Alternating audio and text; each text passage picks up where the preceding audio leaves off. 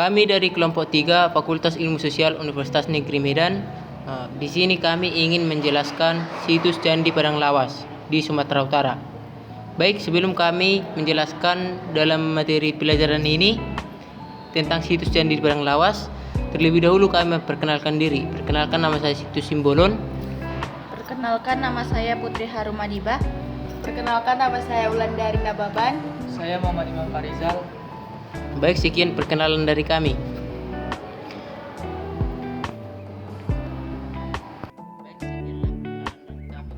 Adapun topik pembahasan tentang situs Candi Padang Lawas di Sumatera Utara ini, yang pertama adalah letak situs Candi Padang Lawas, yang kedua peneliti terkenal yang mengkaji situs Candi Padang Lawas, yang ketiga temuan penting Candi Padang Lawas, yang keempat hasil penelitian digital di situs Candi Padang Lawas, yang kelima arti penting situs candi bagi sejarah, dan terakhir itu yaitu nasib Candi Padang Lawas sekarang ini.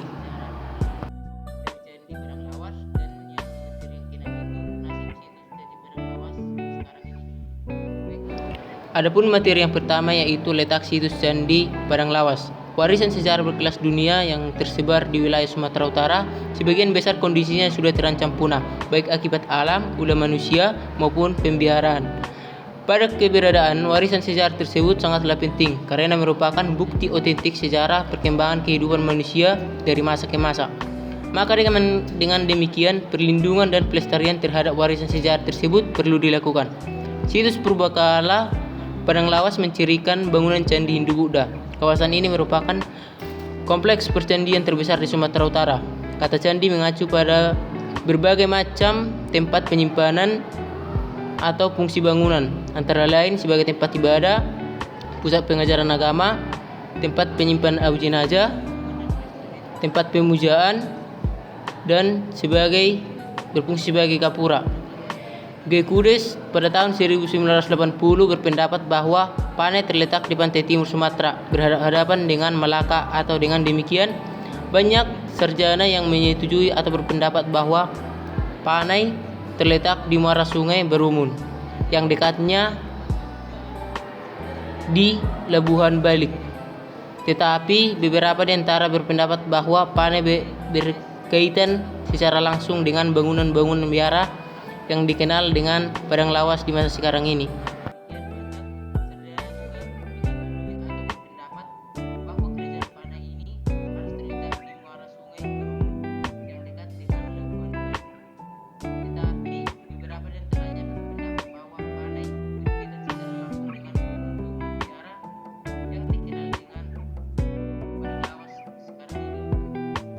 Adapun materi yang kedua yaitu siapa peneliti terkenal yang mengkaji situs Padang Lawas. Kepurbakalaan di Padang Lawas pertama kali ditemukan oleh Frans Willem Junghun. Ia adalah seorang geolog yang diperintahkan oleh pemerintah Hindia Belanda untuk meneliti wilayah candi di Padang Lawas. Ia menemukan kepurbakalaan itu pada tahun 1846. Sejak saat itu beberapa ahli mulai datang ke Candi Padang Lawas untuk meneliti berbagai hal mengenai wilayah Padang Lawas. Peneliti kedua yaitu V.V. Stein Kohlenfels mengunjungi situs Padang Lawas pada tahun 1920.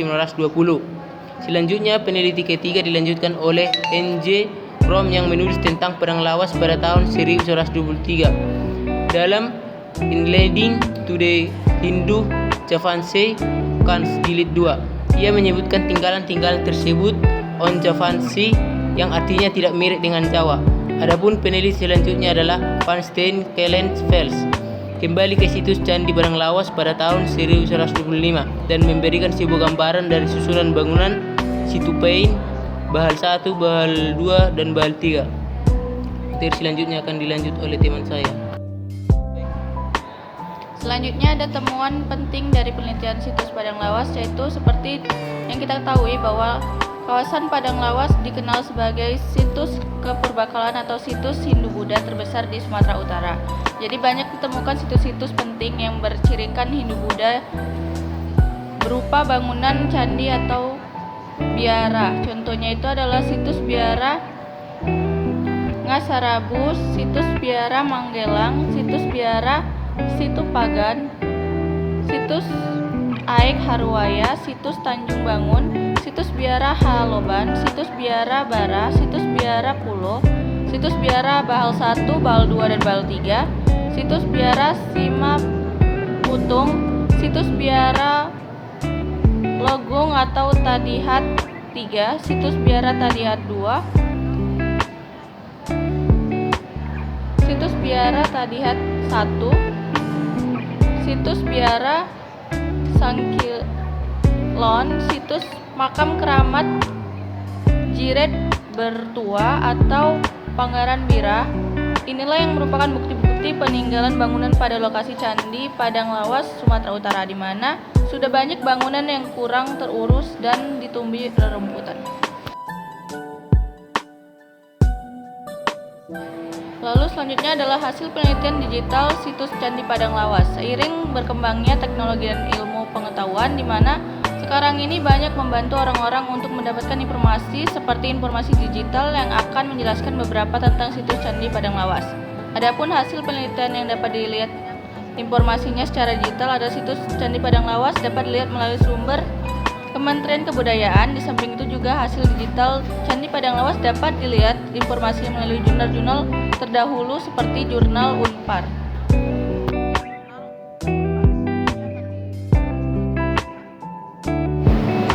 Arti penting situs Candi Padang Lawas bagi sejarah dunia. Arti penting maupun potensinya situs Candi Padang Lawas dapat sebagai potensi warisan nenek moyang bangsa Indonesia yang tidak kalah dibandingkan peninggalan-peninggalan bersejarah di Indonesia lainnya. Ketika isu tentang keberadaan tinggalan budaya tidak diperhatikan dengan sendirinya, warisan nenek moyang tersebut akan terbelangkai. Bahkan tidak jarang beberapa kolektor luar negeri ataupun oknum masyarakat dengan sengaja menjara dan menjadikan benda-benda yang memuatan sejarah dan identitas tersebut sebagai barang komoditas. Di wilayah Sumatera Utara, tinggalan-tinggalan arkeologi pengaruh Hindu-Buddha dapat dikatakan sangat jarang. Sampai saat ini, Kabupaten Padang Lawas Utara memiliki sebaran terbanyak berkaitan dengan tinggalan masa pengaruh Hindu-Buddha di Sumatera Utara. Tinggalan-tinggalan tersebut merupakan gambaran kompleks aktivitas pada masyarakat lampau yang melibatkan masyarakat lokal maupun asing. Tinggalan-tinggalan tersebut juga merupakan hasil dari sebuah proses interaksi antara masyarakat lokal dengan luar. Keterkaitan dunia luar dengan kawasan ini karena ketersediaan dan kepemilikan sejumlah komoditas yang mereka butuhkan. Baik, selanjutnya di sini saya akan menjelaskan sedikit mengenai kondisi nasib situs Padang Lawas saat ini.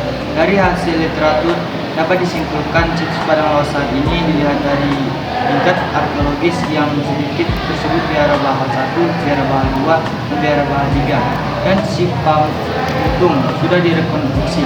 Dari 18 situs arkeologis yang telah kita ketahui berdasarkan kondisinya dapat dikategorikan menjadi 4 jenis, yaitu utuh, runtuhan, gundukan, dan tidak terbaca. Dan fungsi ulang.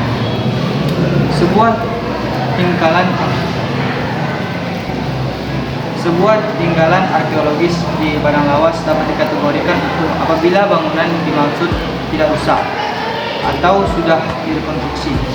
Sebuah situs dikatakan utuh apabila dalam kompleks bangunan tersebut masih menyisakan bagian bangunan tertentu yang dapat dilihat tanpa pengupasan tanah.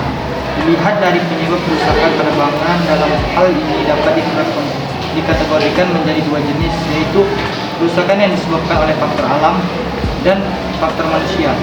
Situs ini apabila dibiarkan tidak terawat, bangunan-bangunan yang terdapat di kawasan Padang Lawas dengan cepat akan mengalami kerusakan alami.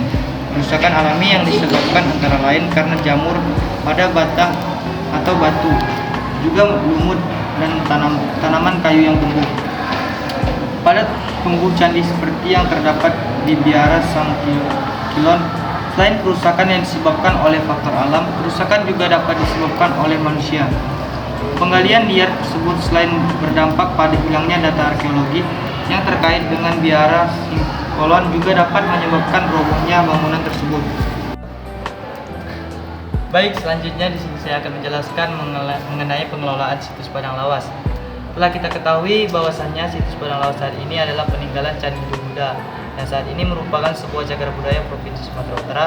Namun tidak ada pengendalian yang efektif dalam pengelolaan reruntuhan candi di situs ini. Dan pada tahun 2011, seorang peneliti dari Universitas Negeri Medan menyatakan bahwa Separuh dari 16 candi di daerah ini berisiko digali secara ilegal dan bahwa sekelompok pencuri telah terlihat mengambil sejumlah candi. Jadi dapat disimpulkan situs ini sangat belum efektif dalam pengelolaannya. Terima kasih.